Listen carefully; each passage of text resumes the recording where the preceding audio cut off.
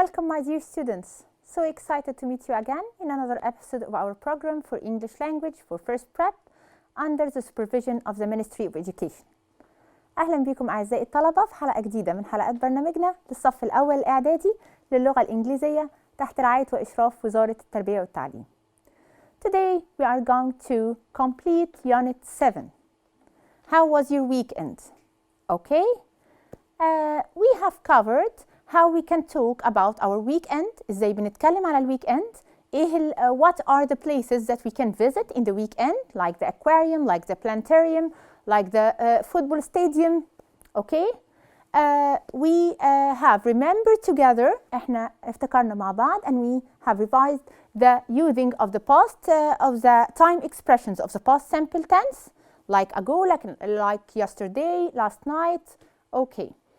And we know the difference between although and because, and we can differentiate between the WH questions and the yes or no questions. Today we are going to complete Unit 7, and let's start.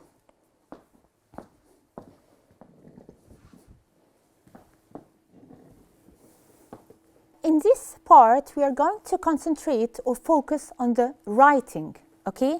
How we can write. Type. Read Dalia's diary and the writing tips. We are going to read the diary of Dalia, or Dalia's diary, and we will read the writing tips, and we are going to apply these writing tips on the diary, okay, or on the text we read. Sunday 13th August, يعني يوم الأحد الثالث عشر من أغسطس. إيه اللي حصل؟ Today was terrible day. My baby brother woke me up at 5 a.m. I'm so tired now. I went to the kitchen for breakfast, but we had no milk or bread. So mom asked me to go to the shop, but it was closed because it was only 6:30 a.m. تمام. We have agreed that the meaning of diary is the notebook or the book in which I can record all the personal experiences أو activities أو events that happen to me. تمام؟ الدايري هي المذكرات. النوتبوك اللي أنا بسجل فيها كل البيرسونال experiences اللي حصلت لي، كل الخبرات السابقة اللي حصلت لي أنا ببتدي أسجلها. طيب. Sunday 13th August. Today was terrible day. Today was a terrible day. يعني إيه؟ يعني كان يوم سيء جدا. إحنا اتفقنا in the previous session that I use exclamation mark to explain or to express strong emotions. بشرح strong emotions, feelings أو المشاعر القوية. هنا I want to show how I was bored and how I was so upset in this day. فبستخدم exclamation mark. My baby. أنا هنا استخدمت الكابيتال letter زي ما قلنا الكابيتال letter M، لأن إحنا قلنا after the exclamation mark and after the full stop I have to use a capital letter. تمام؟ My baby brother woke me up at 5 a.m. طيب let's look at the writing tip. Use the past tense most of the time. يعني إيه؟ My baby brother woke me up at 5 a.m. While I'm recording the personal experiences, أنا بتكلم على إيه؟ على حاجات or actions happened in the past. أنا بحكي I'm narrating something. أنا بحكي personal experiences اللي حصلت لي، يعني محتاجة استخدم past tense. يبقى mostly أو usually I use the past simple tense to narrate what happened to me. إيه اللي بيحصل لي؟ عشان كده دايما في الدايري بستخدم past form. I am so tired now. I went to the kitchen for breakfast, but we had no milk or bread. I went, past, had, past. طيب. Let's look to another writing tab. Use the first person singular اللي هو I or we. تمام؟ أنا ليه بستخدم first person pronoun؟ عشان I'm talking about myself. I'm expressing my feelings. I'm talking about what happened to me. أنا بحكي عن personal experience. تمام؟ يبقى في الحالة دي بستخدم I أو we، لأني بحكي عن حاجة حصلت لي أنا. I went to the kitchen for breakfast but we had no milk or bread. So mom asked me to go to the shop. تروحي الشوب أو المحل. But it was closed. كان مغلق because it was only 6:30. كان بدري جدا. Then I tried to do my math homework but I lost all my work because my laptop stopped working. I tried then يعني بعد كده، بعد هذا اللي حصل بعد كده I tried to do my math homework. أنا حاولت إني أعمل الماث homework بتاعي but I lost all my work. للأسف أنا ضيعت كل الشغل اللي أنا كنت عاملاه because my laptop stopped working. عشان اللابتوب بتاعي وقف أو فصل عن الشغل. Although we planned to have a barbecue at the afternoon, it was very windy. We couldn't have it. Again, how to use although. احنا قلنا ان although to link two clauses وبتديني الكونتراست. تمام؟ Although we planned to have a barbecue at the afternoon، بالرغم من اننا خططنا لاننا نعمل باربيكيو او حفلة شواء at the afternoon، it was very windy. كان الجو مليء بالرياح and so windy we couldn't have it. عشان كده ما قدرناش نعملها.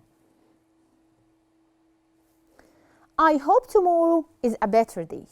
أتمنى I hope tomorrow is a better day. إن بكرة يكون يوم أحسن.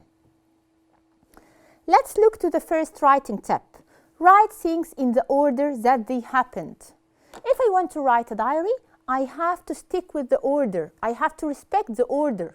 I have to be well organized. يعني إيه؟ يعني لازم I have to narrate the incidents as they happened. زي ما حصلت. تمام؟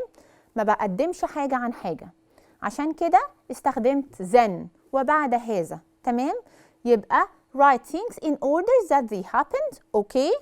بعد كده another writing tip which is talk about your feelings, hopes, thoughts and opinions. If I want to write a diary, I'm talking about myself. يبقى I have to express my feelings. لازم أتكلم على مشاعري، على الحاجات اللي أنا بحسها. تمام؟ عشان هنا for that I used the verb hope. أتمنى. Okay? I hope tomorrow is a better day. The last writing tip we have include pictures and doodles. Okay? Through the diary, we can put some pictures or doodles in your diary. Like this picture كده. تمام? I think now you're able to write your own diary. Please start to record all the incidents and all the events that happened to you. تمام? After reading the diary, answer these questions. Okay? Why are the diary entries usually in the past tense? ليه دايما المذكرات بتبقى في past tense? We have answered this. Because the diary is a record for the past experiences or the actions and situations that happened in the past. طبيعي. ده تسجيل لحاجة حصلت لي. I can't use it in the present progressive, in the present simple. تمام؟ Sometimes or in a particular situations I can use the present, but mostly I have to use the past simple tense. Why do we usually use the first person pronoun? ليه عادة بستخدم ال first person? I or we? Again, I'm talking about myself. أنا بحكي عن نفسي. This is my diary. Okay? يبقى I have to use the first person, I or we. Because in the diary we express ourselves or talk about what happened to us, our personal experience. Got it? Which words can we use to show the order that things happened? إيه الwords which I can use? Which words, what are the words that I can use to show the order, الترتيب that things happened? A lot of words. I can say or I can use first of all, at the beginning, secondly, then, finally, at the end. كل الحاجات دي gives me the order. بستخدمها to show the order. First of all يعني في البداية. Secondly ثانيا. Then يعني after that أو بعد هذا. Finally في النهاية. or at the end يعني في النهاية برضو. تمام؟ Think of other verbs we can use to show feelings, hopes, thoughts, and opinions. If I want to talk about my opinion, to talk about my thoughts, my inner feelings, there are some verbs which I can use to express that. زي إيه بقى؟ I hope, I wish, أتمنى, أأمل. I dream, أنا بحلم. I think, أنا بعتقد أو بفكر. I guess, أنا بخمن. I believe, أعتقد. تمام؟ Got it؟ يبقى الverbs اللي أنا ممكن أستخدمها think, guess, believe, dream, wish, and etc. Got it? Okay. طيب. Let's بقى answer this question. Reorder the words to make questions, then ask and answer these questions. Now, we have some words, and we have to order these words to form a question, and we have to answer this question. يعني هنحاول نرتب الwords اللي عندنا عشان تبقى question، وبعدين هنجاوب الquestion دي. Number 1. Your how weekend was. تمام؟ Okay, I have to order these words to form a question. هتبقى how was your weekend? How was your weekend? كيف كانت عطلتك؟ طيب, to answer this question I can say whatever I want. It was terrible, it was horrible, it was good, it was fun.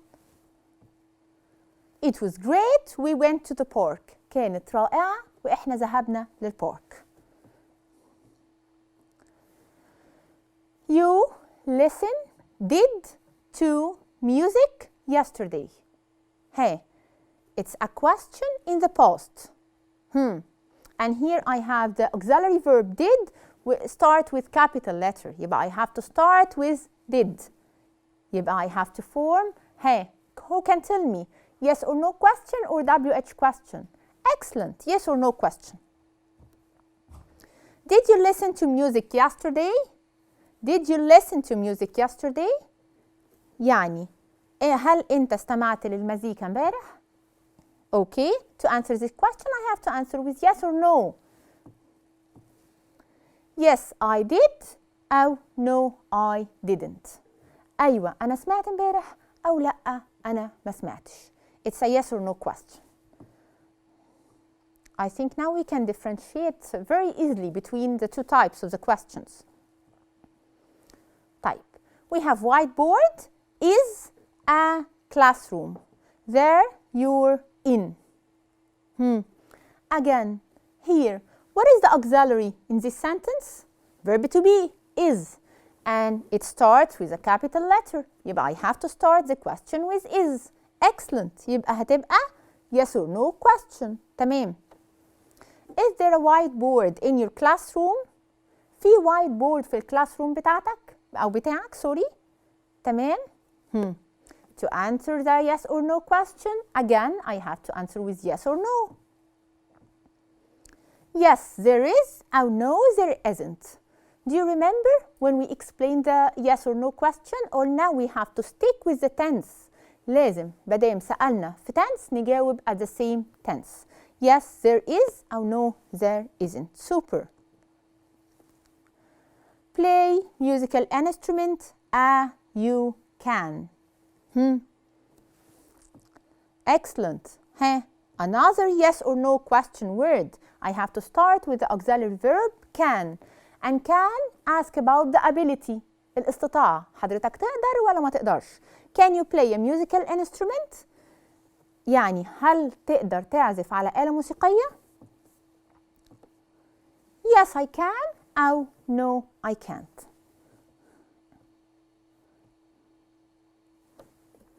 Breakfast, what, have, for, did, you, morning, and this. Okay, if I want to form a question here, I have the auxiliary did, but I also have the WH question word what. يبقى here I'm going to form a WH question. تمام؟ يبقى what? Super. What did you have for your breakfast this morning? حضرتك أكلت إيه على البريكفاست أو الفطار النهاردة؟ تمام؟ What did you have for your breakfast this morning? Again, can I answer here with yes or no? Of course not. It's not a yes or no question. It's a WH question. It's seeking for information. محتاج معلومة. أنا أكلت إيه؟ يبقى I have to answer with an information. I had egg, cheese, bread and a cup of tea.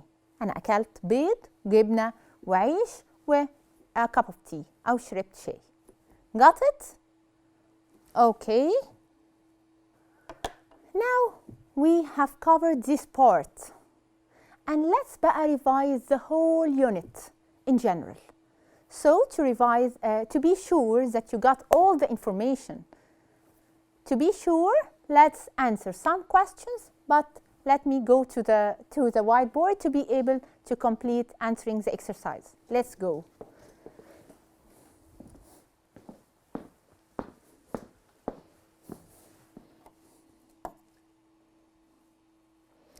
Okay, we have the first exercise here. Complete the sentence with these time expressions. We have agreed that the time expressions are the key words, okay, that express or that tell me the time or the tense that I'm talking about. التايم expressions هي الكلمات اللي بتعرفني التنس اللي أنا المفروض أشتغل عليه. طيب, what are the time expressions of the past simple tense? إحنا اتفقنا we have last Monday, last Tuesday, last year, last month, last night. Okay. We have ago يعني منذ, ago should be preceded by a period of time where I have to use ago at the end of the sentence. We have this morning, تكلمنا الصبح, or in مع a time in the past, previous time. يعني in 1993, in 2000, in July, in October, etc. تمام؟ Okay. طيب. Ago, night, year, this year, week.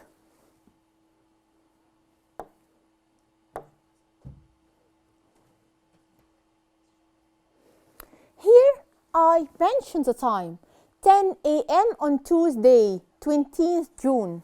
أنا هنا بتكلم الساعة 10 الصبح on Tuesday يوم الثلاث 20th June 20 جون أو يونيو 2020. Number 1, 10 a.m. on Tuesday was إيه؟ إحنا اتفقنا إن أنا 10 a.m. on Tuesday 20th June. 10 p.m. on Tuesday 20th June 2020. أنا هنا بحدد الوقت 10 p.m. يعني أنا الساعة 10 بالليل on Tuesday يوم الثلاث 20th June 2020.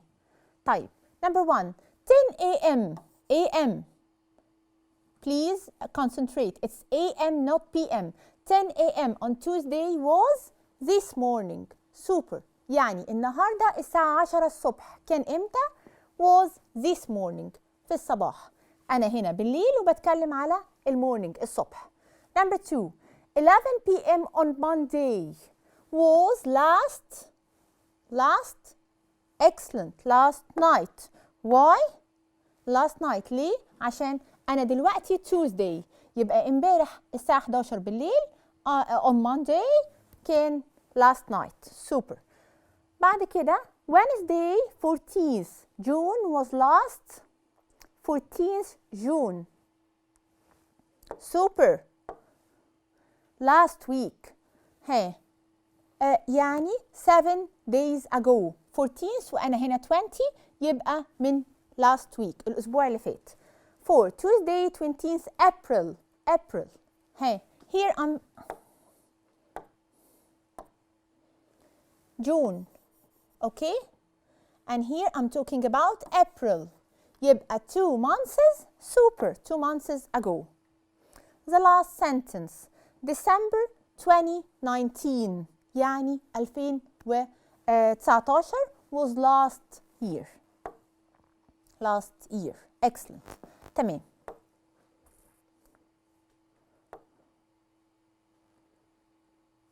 Okay. Here we have to complete the sentences with these words. Let's check بقى the understanding of the vocabulary. Crusoe ate this on the island. It was very nice.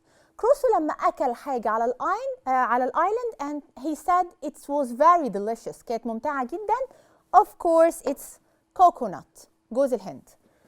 When you put a stone in water, it will. When you put a stone, super, it will sink. هتغرق أو هتغطس. People first played this type of music a long time ago. People first played this type of music a long time ago. ايه هو التايب of music اللي احنا اتكلمنا عليه؟ قلنا ان هو unchangeable، عادة مش بيتغير، or it's a kind of folklore. Exactly. Traditional music. Super. This type of music is sometimes very loud. Hey. A type of music which is so loud. Exactly. Rock music. Not with other people. When I say that I'm not with other people, أنا مش مع أي حد، يبقى I am alone. Super. I am alone. This person travels on ships or boats for a job. احنا قلنا مين هو الشخص who travels on ships عادة or a member of a crew on a ship or a boat. Exactly. the sailor أو البحار. تمام؟ Okay. Look and say the type of music. Okay. Look at the pictures here. Hey. Which type is this? Exactly. It's a traditional music. Traditional music. التراديشنال اللي هي الموسيقى التقليدية اللي عادة بتبقى for our country, for example. What he's doing here? He's singing, but in a very unique way. He's doing what? Exactly. It's opera. الأوبرا عادة بتبقى dramatic play أو مسرحية dramatic sung by a person on the theater with an orchestra. تمام؟ الجاز. We have said that الجاز music created or it's created by the Afro-American, okay? البلاك people. تمام؟ يبقى الجاز. The last one, of course, here I have classical music. الclassical music يعني الموسيقى الكلاسيكية. By answering all these exercises, we have covered all the information in Unit 7. How was your weekend? We have covered the vocabulary, the grammar, the writing, everything. I hope that you got all the information and got everything in Unit 7. And see you next time, inshallah.